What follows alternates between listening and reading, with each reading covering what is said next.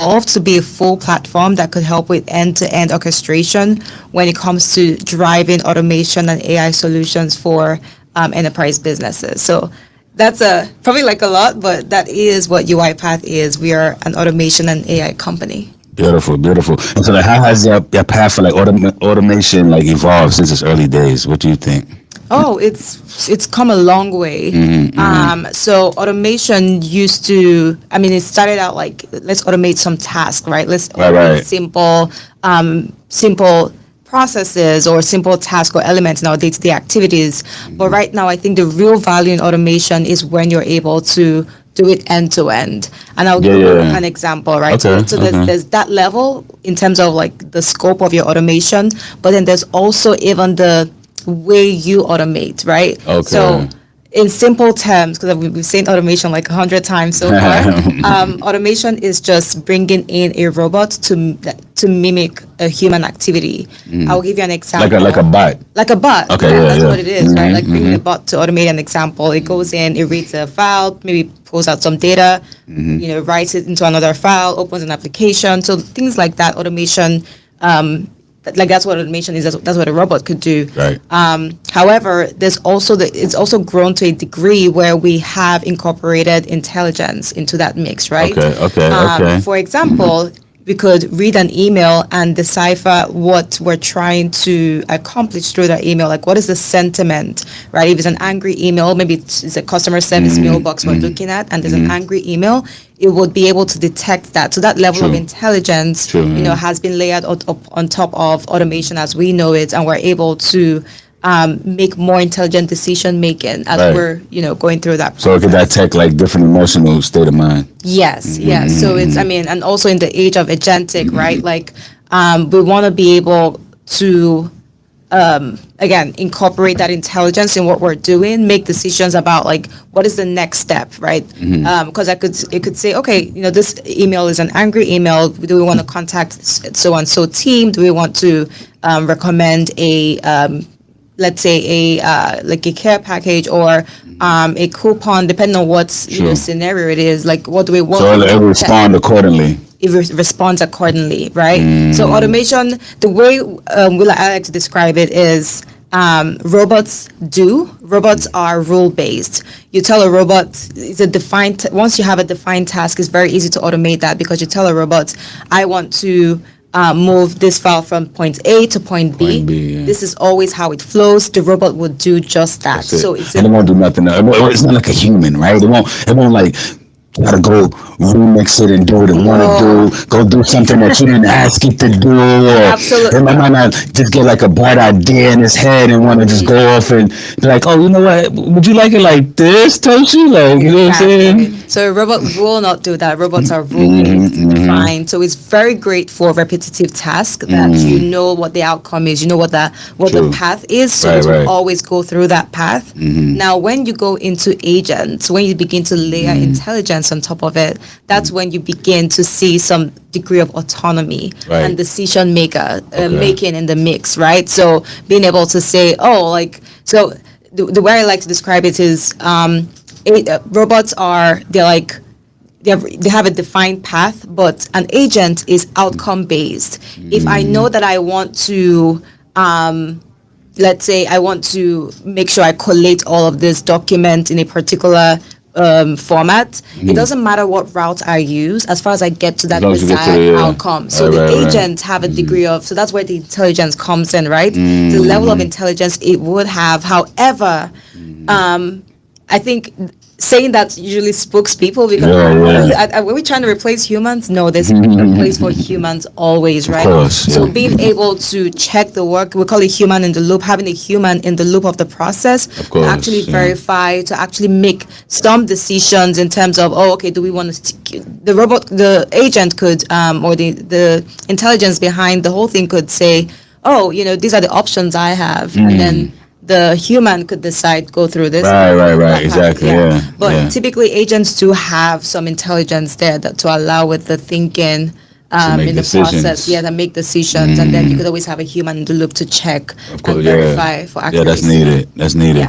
And that's crazy too, like how you said, because when you like goal oriented and all you're looking at is the solution or the outcome, then it's kind of like reverse engineering, so to speak, because then like you could find so many different paths of how to get to Yep. that same goal, Yep. rather than just being like, oh, like we trying to reach this goal, let's just go forward, straight forward. Like no, like how about maybe maybe you might take a little scenic road, you know what I mean, to get there, but we can still get there though, Gonna you know. still get there, exactly. Nah, that's good. I like that. I like that.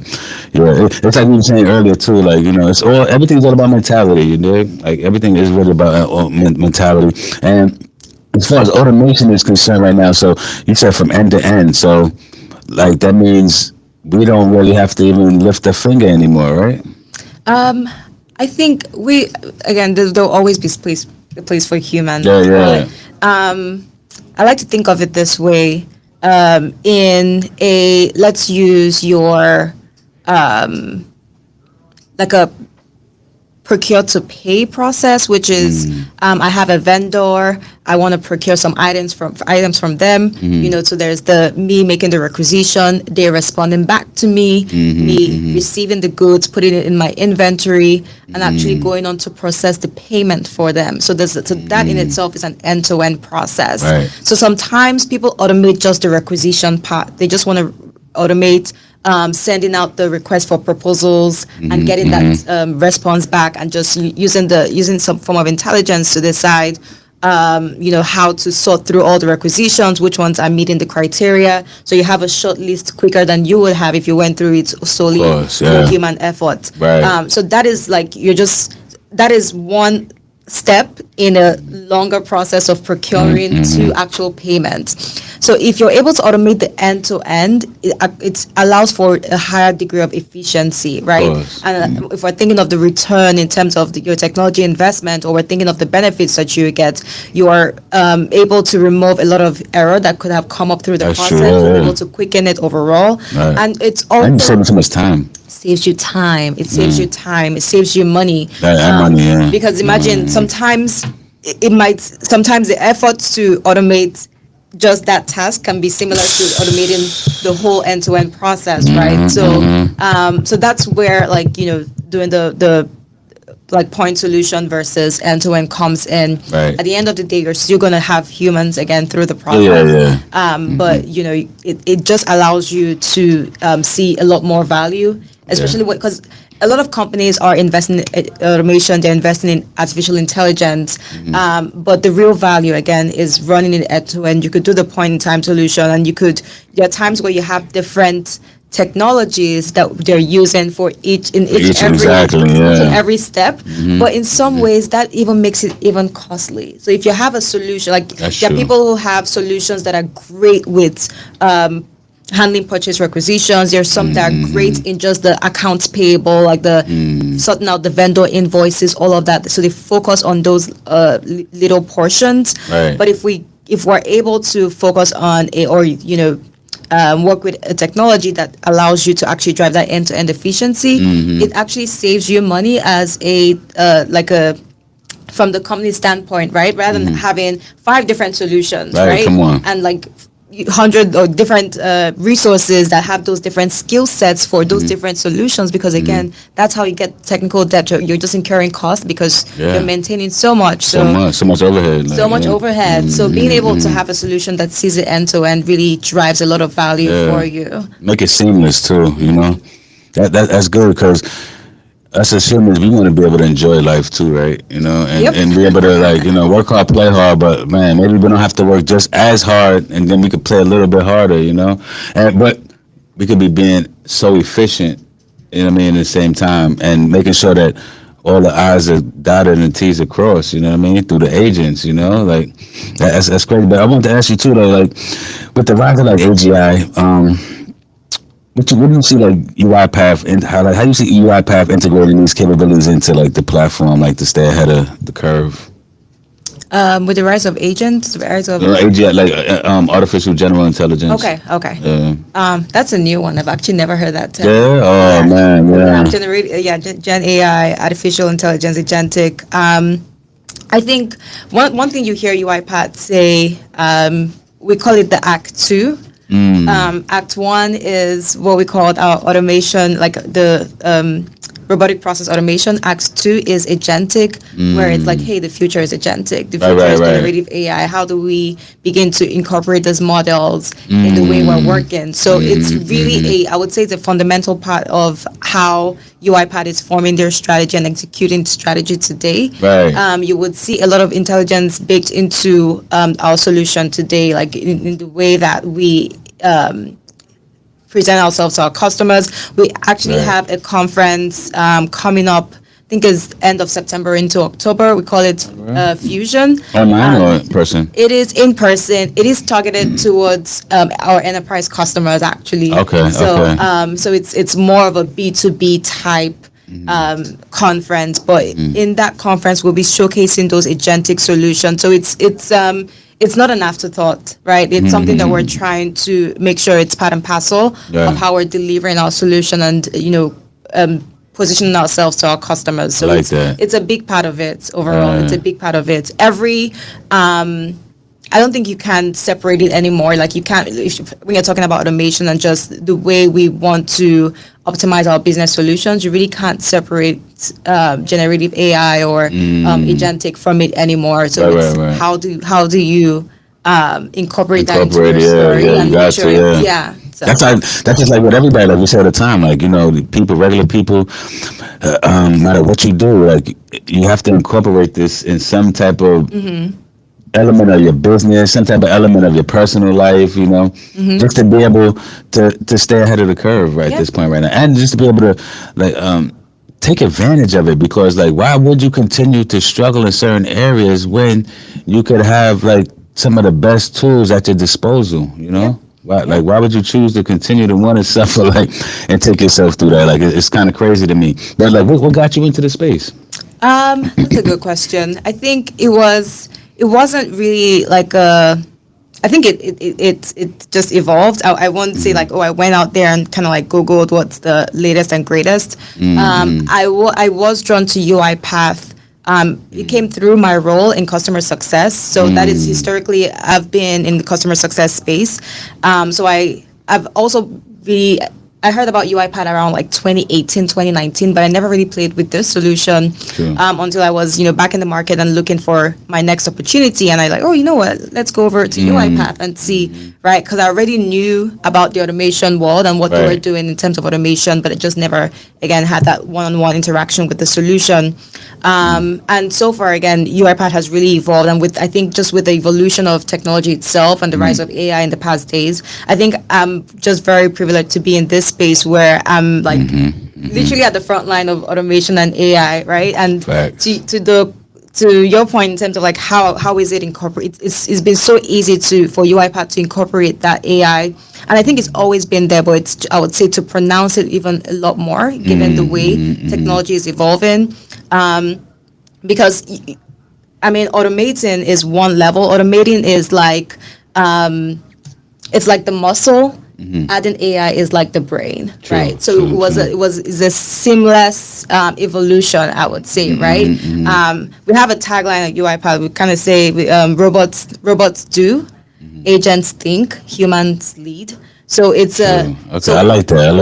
I like that. Yeah. Robots do, agents think, human lead. That's so because humans lead because you need all three elements for a successful digital transformation. Teamwork. You need all of those. So being able to understand where is the time and space for a robot versus an agent versus humans to come in to the mix, I think it's very important. I think that's what really helps us stand out, right? We're able to tell the story and make sure those three elements are represented right? Yeah. So yeah, it's been exciting for me, and I think just overall, I've always had a curiosity towards technology. My background is in MIS, Management Information Systems. Right. I did a lot of program management for ERP implementations back in the day, then moved over to customer success. So I've never been a core tech person, like core, I want to code or like write hundreds, write lines of code and all of that. I've never been that person, but I always knew I wanted to be in that intersection of business and IT and technology overall. And that's good. I think that journey just led me to this point. I like that. I love that. And especially because you seem so passionate about it, and like that's key because when you're passionate about something, like you're gonna just really put your all into it, and you're gonna get the most out of it too. You know, that's beautiful. Like I gotta say y'all hear the Queen's accent. You know what I mean? Y'all know she coming straight out of Nigeria. You know what I'm saying? Nigeria in the building. What up, man? Shout out to my peoples out there, man. Yes. Paving the way out there, man. Like I know some real hustlers in Nigeria too, man. Like they get into it. They get into it. We have a saying called "Naija they carry last." So what that means is Nigerians, we don't shy away from like the heat. We don't shy away from the work. And when we show up well. Show up. That's right. That's So- right. That's right. You're gonna really show up. You're gonna show up and show out. How about that? You dig? No, that's beautiful. Like, and I see like it's such a thriving space out there. I mean, in tech space out there in Nigeria as well. You know, what I mean, a lot of innovators, young creatives, and just like it's a like, what's your take on it? Just coming from out there. I mean, the last time you been? Oh, like I think 2022 was Okay. the last time. Oh, that's right. Yeah. We were talking about that. Yeah. And you miss it? Oh, I miss it. Yeah, I miss it. Yeah. I gotta go. I've never been, but I damn sure want to go. I heard the energy, the nightlife is just popping, right? Yeah. And it's like it literally never sleeps. And we talked about it, right? Right. Into New York, it's busy, it's bustling with energy. Sometimes it could be overwhelming. Right, But right. the food's amazing. Oh, The I need to get some the food. nightlife. It's like I think I remember coming whenever I moved here recently. And it was like 2 a.m. and everyone was shutting down. I'm like, oh wow, what's happening? Like, oh yeah, Right. we're done. I'm like, oh okay, because in Nigeria you could go until 6 a.m. Woo. Actually, like you forget because you're in there and you come out like, oh wow, it's so bright. Exactly. So December period is like the time where a lot of like, because there's a lot of parties. Like there's a term called Dirty December. It's just That's a, in December. it's just a tagline because like you're just gonna have a lot of fun. You're gonna like, you will not have a shortage of places to be at or like Oof. you know. All right, we going out there in December, man. Me and my team, yeah, we gonna be out there, man. Dirty December, we coming, baby. Man. I love it. But listen, like, with UiPath scale, it's been scaling rapidly from a startup company to a public company. Like, what leadership lessons like have you learned during that high growth period with them? That's a Since you've been there. Yes. I think one of the things that a lot of people at UiPath really appreciate is our leader. There's a level of transparency and like we feel like we're partners in progress. Like I joined you. I've been at UiPath for 2 years plus now. Right. I have colleagues who've been there for 7 years or thereabout, right? And they'll tell you like they always appreciate the candid conversations Right. that we have with leadership, especially our CEO, Daniel Dines. Like he's very open about like when it even comes to having the hard conversations, like if maybe they're going to be layoffs or they're going to. True. It's that level of Transparency. transparency Yeah. that I really appreciate. And I think there's also maybe that's it. Maybe that's the root of it because there's an air of ownership. True. Right. So to your point in terms of evolution from startup to where we are right now, everyone has this. Let's roll up our sleeves Right, and let's get right. to work. Come on now. And it's very refreshing, right? It's very refreshing. It's very energizing. Yeah. Just having that culture where you could come in and you could share an idea. You have that top-down leadership. So your Right. my manager, my skip level manager, all of them, they're like rallying behind the idea. And it's not just like everybody backs any idea. You would have that intelligent conversation of, okay, so why are we doing this? You have that pushback. why not? Exactly, Yeah. which is great, because sometimes, everyone wants the happy path, but we need to kind of like have someone that, come on okay, now, let's yeah. test the idea. Yeah, we don't like yes men over here. You know, we don't like that. Let's Yeah. reason together. Let's sharpen the idea a little bit more. But you do have that support, right? And then you also have the same from your peers. Like one person, like there's an initiative I wanted to run within the company. It's still forming in my head. I'm still trying to put the pieces together. I put the idea out there. Right. Boom, you have like 5 people saying, "Hey, how can I help?" Like people rally that's around. right, that's right, yeah. That sense of ownership and That's drive right. as far as you put it forward in the right way. Yeah. So I think that's really been our something that's really helped, right? So the transparency from leadership, True. that candid conversations that we have in terms of where we are, where we're going to, how it's because it's one thing to have a vision and another thing for people and your employees or people following you to understand that vision and interpret it where they are. Right. Like, And see themselves part of that vision too. Like, you know what I mean? Yeah. exactly. Yeah. So I think they really do a good job there.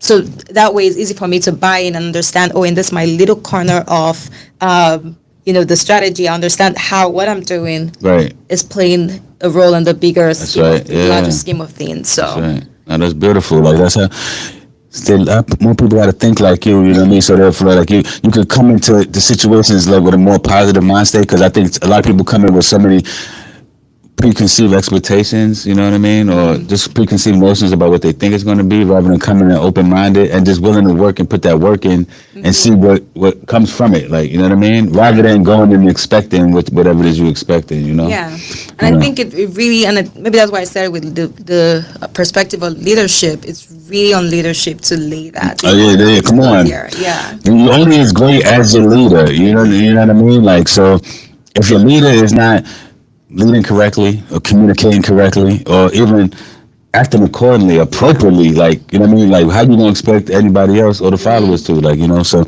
now that's important. That's important. But in an increasingly crowded automation market, like, what makes UiPath's approach like different? That's a good question. And what I think, I think in the beginning I talked about the whole end-to-end strategy. Yeah. I really do see us as like we do a really good job of that. Now Sure. there are solutions who play within, and I wouldn't name names, but there are solutions that are more productivity focused, right? Like if I want to work on this word processing document, or I want to you have some AI or agentic solution layered on top of that makes you efficient and productivity on the person. So for personal productivity, that's great. Right. But if you want to talk about scale and you want to talk about end to end, I think that's what UiPath does very well. Yeah, that's true. So like I said, tying it from, and I mean, and this is not just because I wear the badge or like I work there. I've had friends who tell me, "Oh, I've tried a lot of automation solutions. Yeah. I've tried." But it's a lot out there. Yeah. And they're like, you know what? I feel if I want to stay within this task, or automate just this one piece of the process, this works well. But I realized, but the one thing they tell me is that they realized as they wanted to go to more end-to-end extensive or expand the scope of your automation, yeah. it wasn't just working as well. There are times one of my colleagues, she was working with a customer that saw